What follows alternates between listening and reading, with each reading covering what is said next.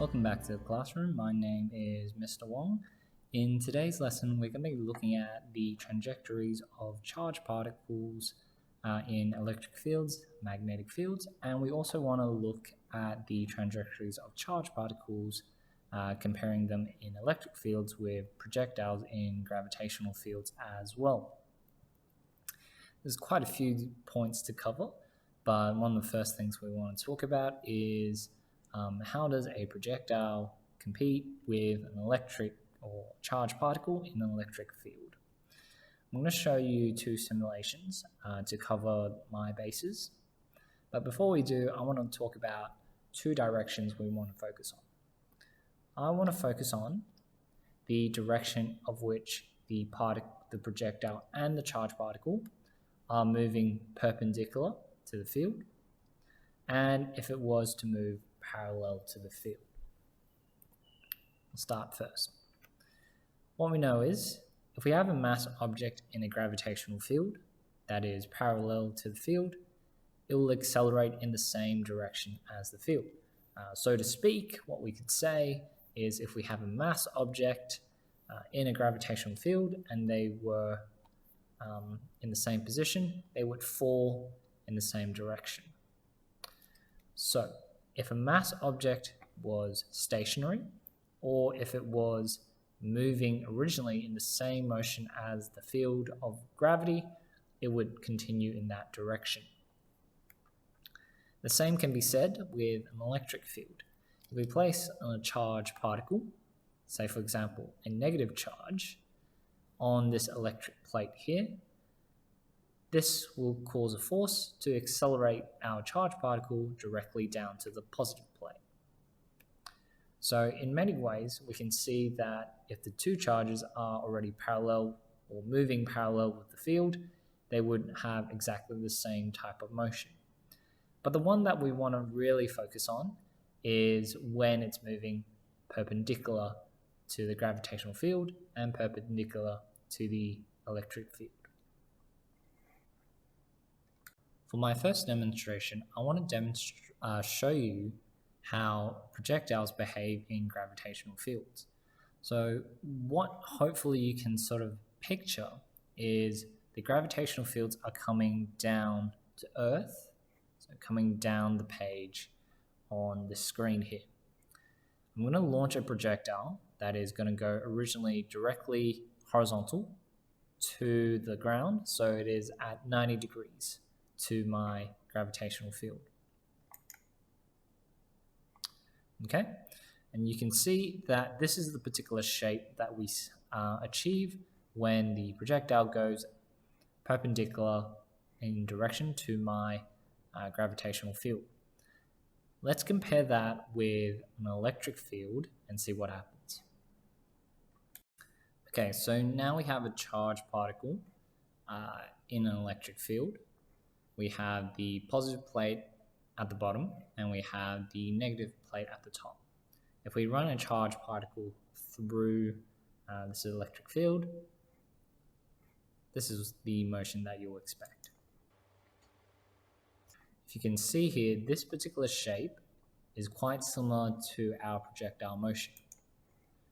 You can see it's almost like a semi-parabolic shape.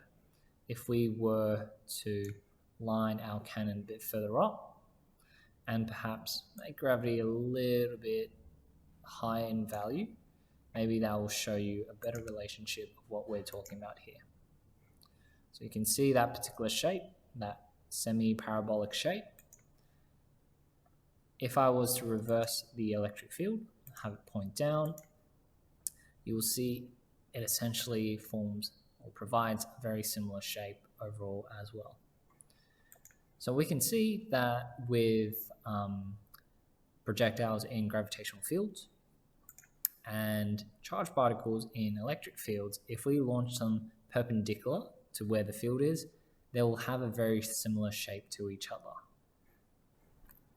So the significance of what we've just said is if we have a mass object moving perpendicular to the gravitational field, so imagine my gravitational field is coming down like this, and my mass was originally launched directly horizontal, you can see that the direction is perpendicular to the field. If that's the case, we sort of see a parabolic motion in our mass object. Same idea can be seen with an electric field or charged particle, going through an electric field. The only difference is with a projectile, it can only fall in one particular direction or can be forced in one particular direction.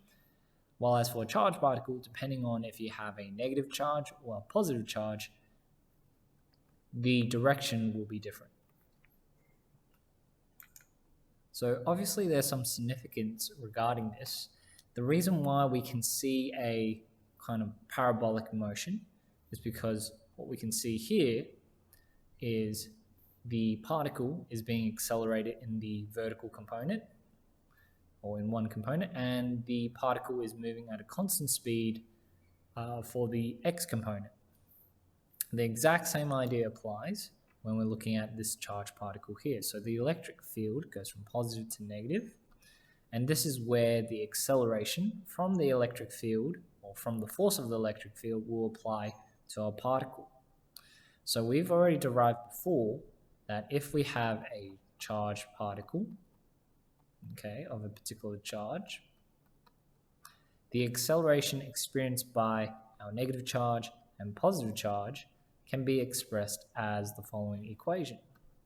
Acceleration is equal to charge multiplied by electric field strength divided by the mass of the particle. So what's a significance of this? Well, you can actually apply the kinematics formulas to explain the type of motion we're talking about. So we know with the kinematics equations, we have the following.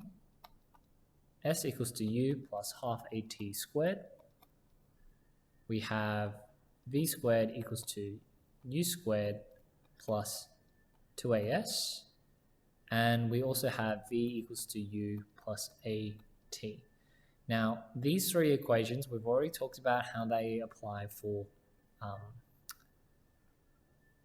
projectile motion, but we can also demonstrate how this would apply to the motions of a charged particle going through the electric field. Okay, so using the three kinematics formulas, we can actually derive relationships, relevant relationships, for a charged particle that is moving parallel to the electric field, and also when it's moving perpendicular. We also know that the acceleration experienced by the charged particle is QE divided by M. Okay? All right, so given the fact that we have a sort of projectile motion type motion, we can say that there are two types of motion to observe. There is the motion where the particle is parallel. So we'll call this motion the parallel motion. So going parallel with the electric field. And we also have the perpendicular motion when it goes at 90 degrees of the electric field. Using what we've taught and talked about, we can actually find some nice kinematics equations to describe these charged particles in these electric fields. So what I have, firstly, is if we are acting parallel, so the main forces that are acting on my projectile is when it's parallel to the field. So this is the value we're trying to change. So my final velocity, that is in the parallel component, is equal to the initial parallel velocity plus the acceleration experienced by the charged particle. So I'm simply substituting it with A, and I'll do the exact same thing for each and every one of these questions. This will be 2QE over M multiplied by T, and our final one is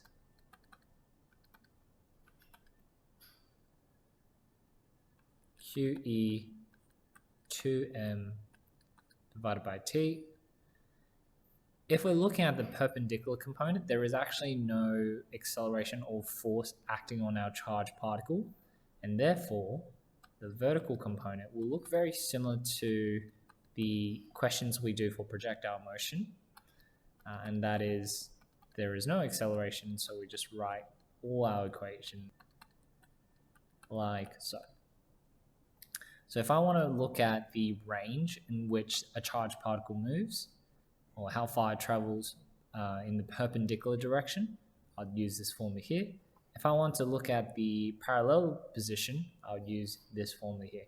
Obviously, we're not going to say x or y because in these kind of scenarios, it depends on the perspective you draw the electric field. But hopefully this gives you an understanding of where these formulas come from.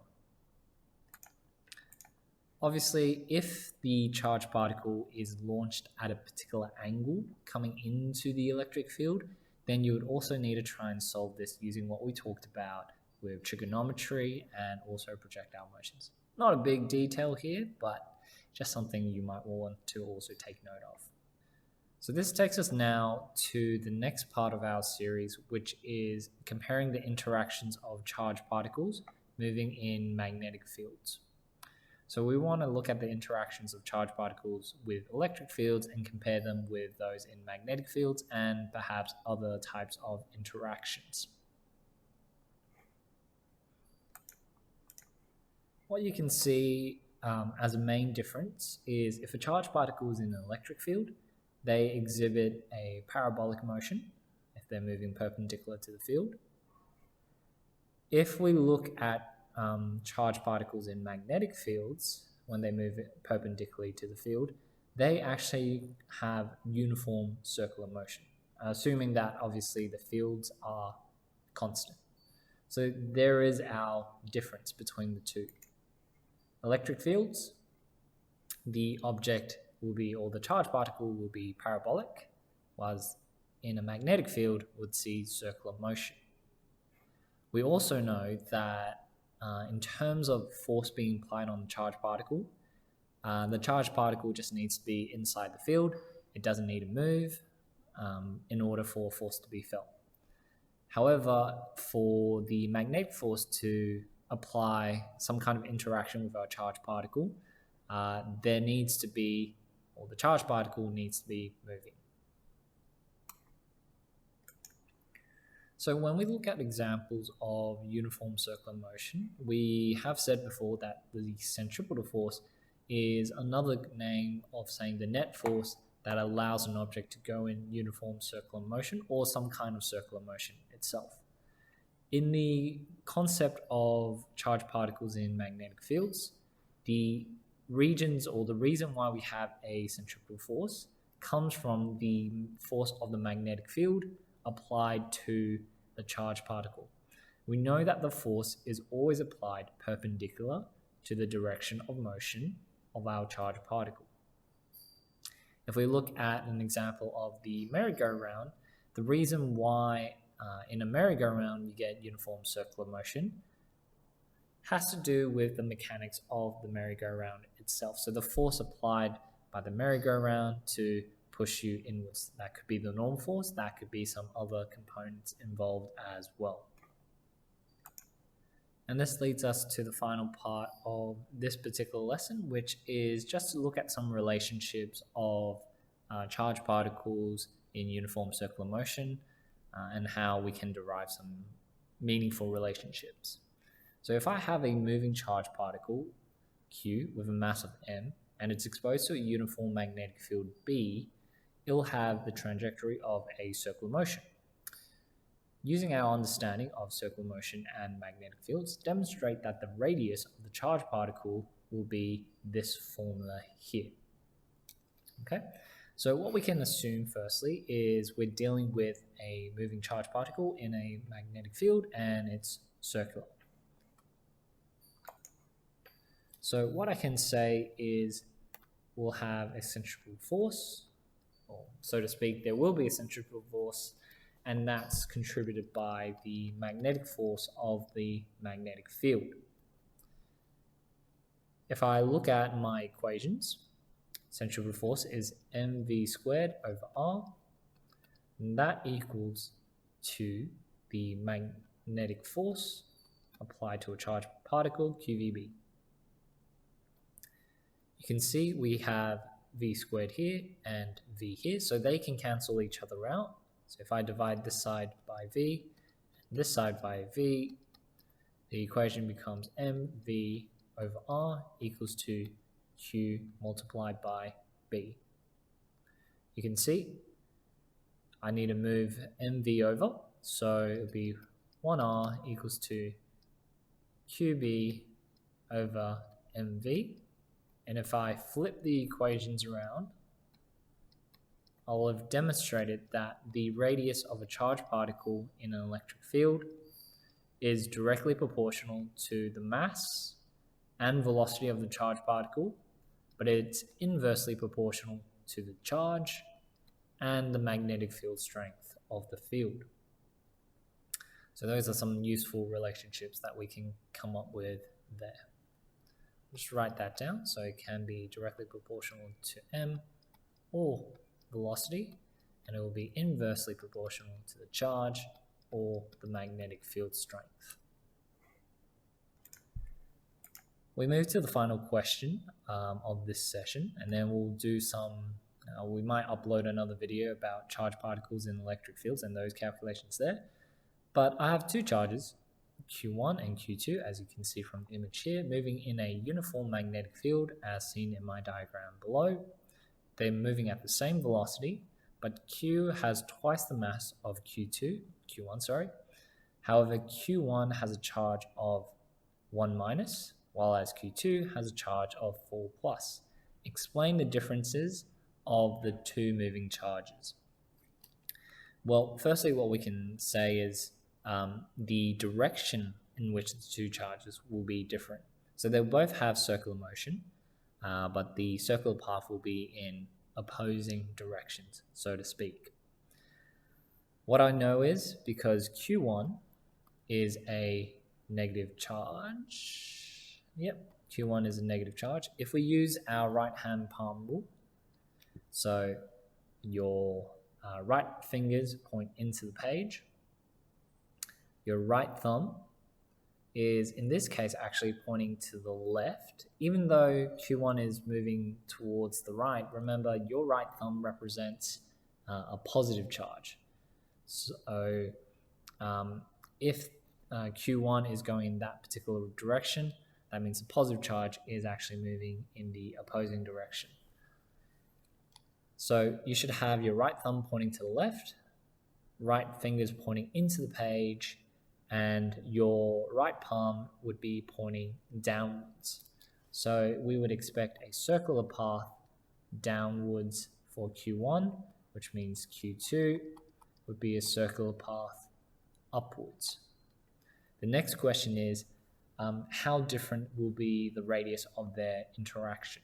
Well, if I look at the formula that we just derived, R equals to mv over qb. For the first charge, it has twice the mass, qb, and then for the second charge, our positive charge here, it's mv over 4 qb.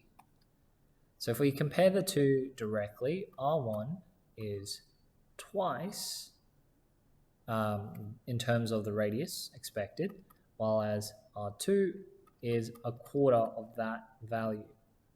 Okay, so what that tells us is R1's radius would be 8 times larger than R2.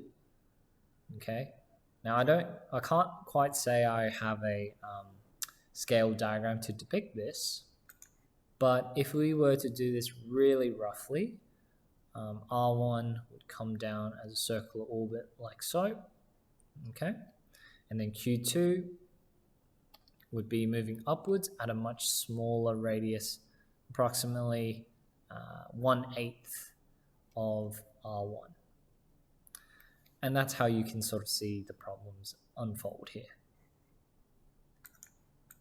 That completes our lesson for today. If you found this video useful in explaining to you how the different trajectories of charged particles, mass particles in gravitational fields, electric fields, and magnetic fields work, please like and subscribe to more videos in the future, and I will see you next time. Please take care.